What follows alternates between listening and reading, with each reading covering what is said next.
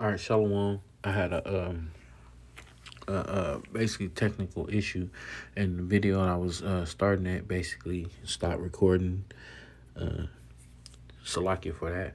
I'm gonna pick back up. I finished up on the last video, but I don't know exactly where it stopped recording. So I'm gonna pick back up at Psalms 96, and I'll start back at verse 11. It says, "Let the heavens rejoice, and let the earth be glad. Let the sea roar, and the fullness thereof." Sea represents people. Let the fields be joyful, and all there is therein. Then shall all trees of the woods rejoice. And trees represents people as well. The scriptures always goes and speaks a lot of things metaphorically, parably, like a parable, things like that, like dark sayings. So seas represents people, and trees represent people as well. And so I want to kind of go a little deeper into that. So this is Ezekiel 31, and I'm going to start from the top. It says, "And it came to pass in the 11th year, in the third month, and in the first day of the month, that the word of the Most High, the word of the Lord, came unto me, saying, Son of man, speak unto Pharaoh, king of Egypt, and his multitudes, whom art thou like in thy greatness?" Basically, it's talking about Pharaoh and his army, and his military, like basically his army, and how powerful he was. Verse 3, "Behold, the Assyrians was a cedar in Lebanon with fair branches, with a shadow, with a shadowing strode, and on a high stature, and his top was among the thick boughs." Now, when you look at boughs, like boughs is like an extension of a branch on a tree. It's basically an extension of something, of a tree branch. So, okay, verse 4. "The water made him great." Water represents people. See, that also represents people. The water also, when it says it's in plural, so it's in waters. That's talking about people. Like, the Bible even all speaks about water being the word as well. So you got to know what metaphors or dark sayings, and how to understand it based upon its context. It's contextual. Verse 4, it says, "The waters made him great," which means like the people, they had made him great. The deep set him up on high with her rivers, running round about his plant, and sent out her little rivers unto all the trees of the field. Therefore his height was exalted above all trees of the field. Now, trees represents people. Therefore his height was exalted above all trees of the field, and his boughs were multiplied. Boughs represent what? An extension of a branch. So his might, his strength, his military uh, was an extension. It got multiplied, meaning he became more powerful. His branches became long because of the multitudes of water, meaning all the people that he had. It made him stronger and bigger. His reputation, his strength, his stature, his rulership made him much, much stronger, and covered more grounds to rule in the rulership. It says, "When he shot forth, all the fowls of heaven made their nest in his bow." Meaning a nest is something like where birds, it's like a home. It's like like it keeps a bird in a bird's nest is where the chicks, or the birds, the chicks from a bird lives in the nest. It's where it sets its home. It resides. So it's talking about, it says, "And the fowls of the heavens made their nests in his bowls," meaning the extension of his power. "And under his branches did all the beasts of the field bring forth their young." Now, beast is also, that's also talking about people. and it says, and under his shadow dwell all great nations. Nations, this is all talking about people. So thus was he fair in greatness in the length of his branches, for his root was by great waters. A root meaning it's like where you start, the starting of something, like a tree starts from the root and it grows up out of the ground. So the beginning of it, the start of the root, you know, it says was by great waters. Waters represent people. So the beginning of his power and his rulership was by great people or many people. Verse 8. The cedar in great in so like the cedar in the garden of the Most High could not hide him. The fir trees were not like his boughs, and the chestnut trees were not like his branches, nor any tree in the garden of the Most High was like unto to him in his beauty. So this is all metaphorically comparing trees to people. So that's, you know, that's what it's basically breaking down. I have made him fair by the multitude of his branches, meaning the extension of him, so that all the trees of Eden that were in the garden of the Most High envied him. This is all being a comparison to people. Thus said the Lord, the Most High, because thou hast lifted up thyself in height, and he had shot up his top among the thick boughs, and his heart is lifted up in his height. So, so let me go into just for edification. Bow. Look at the word bow. It says shoulder, arm, extending, twig, branch of a tree. Like a branch, like you have a tree stub, it grows up. Then you have like the whole tree. Then each parts of the tree has an extension of that tree, which is called a branch. A branch goes further out, left or right of the tree, and then there's leaves that'll grow off the branches of the tree. So basically, a bow is an extension of a tree. Look up bows again. A branch of a tree, especially one of the larger or main branch. So basically, that's what a bow is. A bow is an extension of a tree. Going back to that's why it basically gives you the metaphor of bows when it comes to him. It's basically talking about the extension of him. Verse 10. Thus said the Lord power, because thou hast lifted up thyself in height, and he had shot up his top among the thick boughs. I mean the thick branches or the extension of the tree, and his heart is lifted up in his height.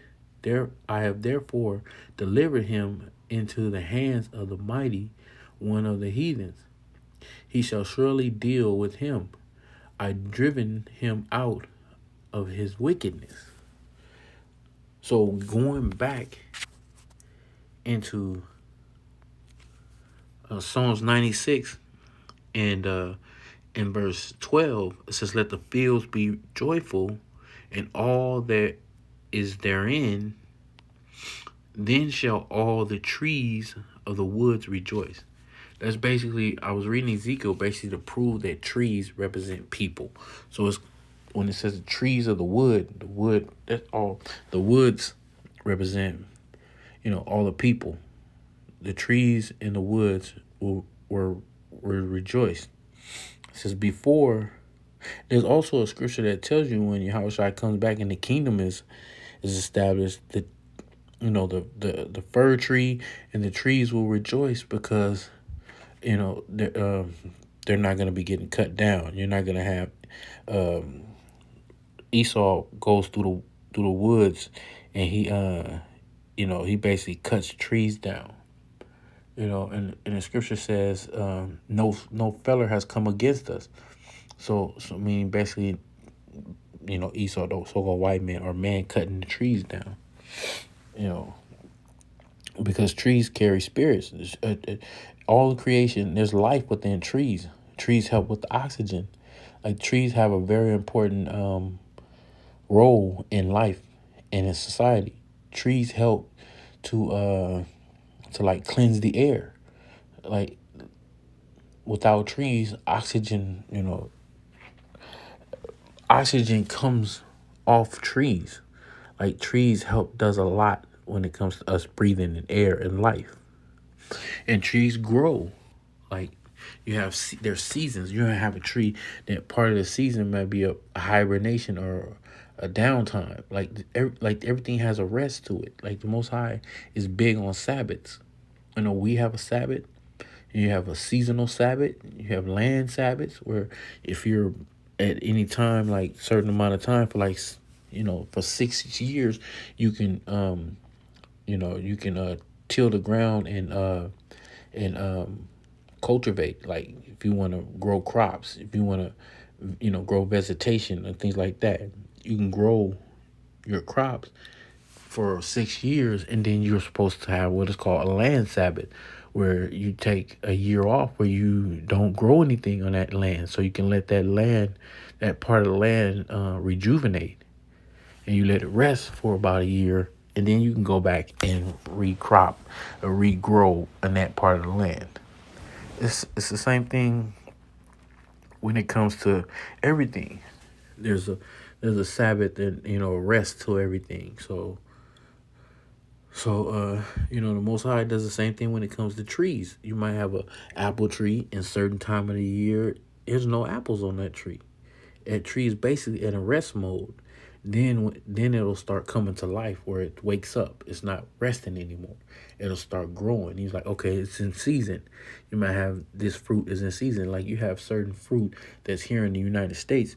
It's not growing at this time of year. It's winter time. So this is not like the time of year where you grow a lot of fruit and vegetables and stuff. So what happens is, you go into your grocery store and you see all this fruit there, and it's not in season. It's because it's being imported from another country that has fair weather. So they import it in. But trees have a rest too. So, you have times where you have fruit that's in season, it grows. You have time where it doesn't grow. But there's life within trees. There's like, trees have life. They come to life. They come to life when they grow. They fruits or vegetables, whichever's on the tree, or the what's coming out of the ground or whatever. For you have your vegetables is growing and stuff. They call it seasonal fruit or whatever. Back to the scripture, verse 13. Before the Lord, for he cometh to judge the earth. He shall judge the world with righteousness, and the people with his truth. And the truth is, that he's coming to put the so-called white man in submission, and take him out of power, and release the Israelites from our captivity, and to deliver the elect, 1/3 of Israel, and to set up the kingdom of heaven, which is for the nation of Israel.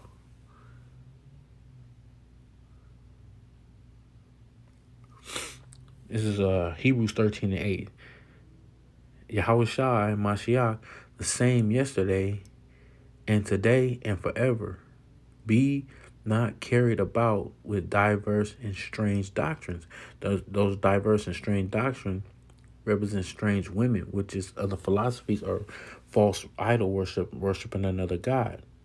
And those doctrines are lies.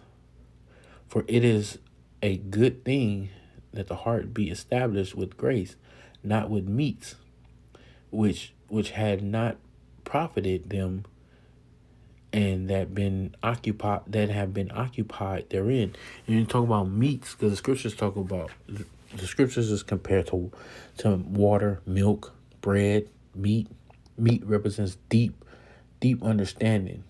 Someone that has real deep understanding, deep breakdowns. And also, when it comes to meat, That means like meat is hard. You have to be able to have strong teeth. Uh, like the scripture roughly paraphrasing is talking about give meat to those of them that are of age, meaning of a fair understanding. Like those who have the deep breakdowns are someone that has fair understanding, like someone who's been in this thing for a minute. The Most High has supping with them, and through the Spirit has given them understanding of deep knowledge. And also meat represents like something hard, like if a baby, you give a baby milk because they don't have the teeth to chew the meat so that they can digest it. Digest it represents understanding. So you have someone, the scripture says, as a newborn baby desire the sincere milk of the scriptures. Basically mean when you first come into this thing and you learn this truth, you have to start with the more simpler things to understand. The Most High will give you more and more understanding as you grow. As you grow more and more, you get to understanding deeper things, harder things to understand. So when it says here, it says,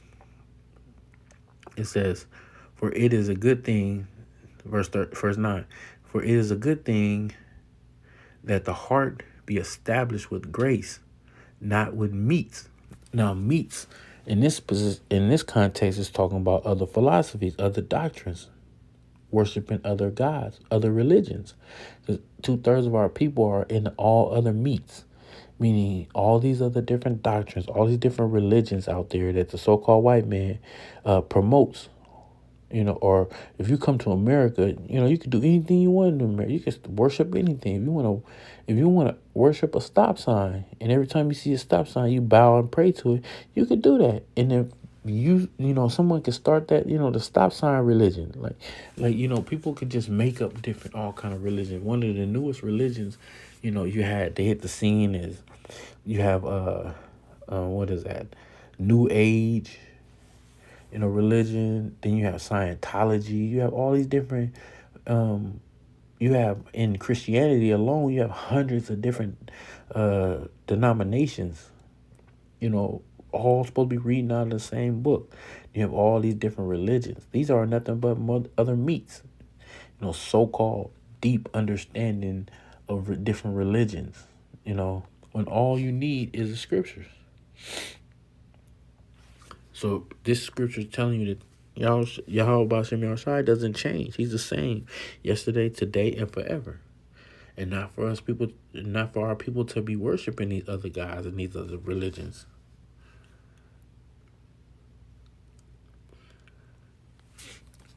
It's Psalms 106 and verse 33. Because thou provoked his spirit, so that he spake unadvisedly with his lips. They did not destroy the nations concerning whom the Lord commanded them. Why? Because when the Most High told us to destroy a nation, and to destroy, basically, is destroying that nation because these other nations. That's another reason why the Most High advise us not to mix with the other nations, because they will lead you to worship their gods and not worship Yahweh B'Shem Yahushai. Verse 35. But were mingled among the heathens and learned their works. What do you mean by learn their works?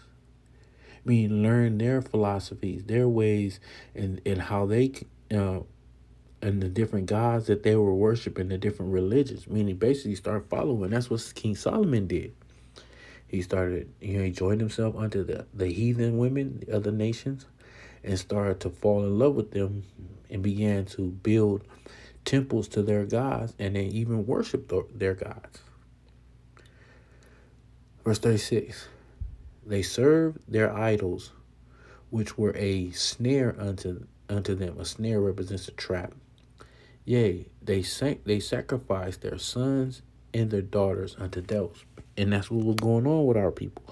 The history of Israelites, man, worshiping other gods and starting to sacrifice our children unto other gods. Molech, and different god idol worshippers and different gods. Started speaking their other languages and stuff. Started worshiping, things that are with the heathens. The heathen represent the other nations.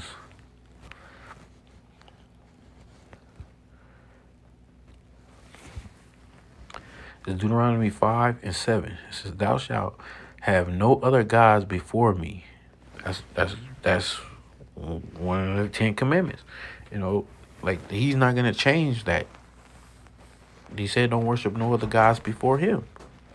Thou shalt not make thee any graven image or any likeness of anything in the heaven as it that is in heaven above, or that is in the earth beneath, or that is in the waters beneath the earth.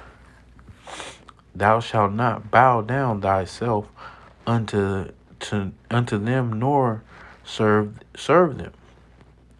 For the Lord thy power am a jealous power, visiting the iniquity of the fathers upon the children of the third and fourth generation of them that hate me, and show mercy unto thousands of them that love me and keep my commandments.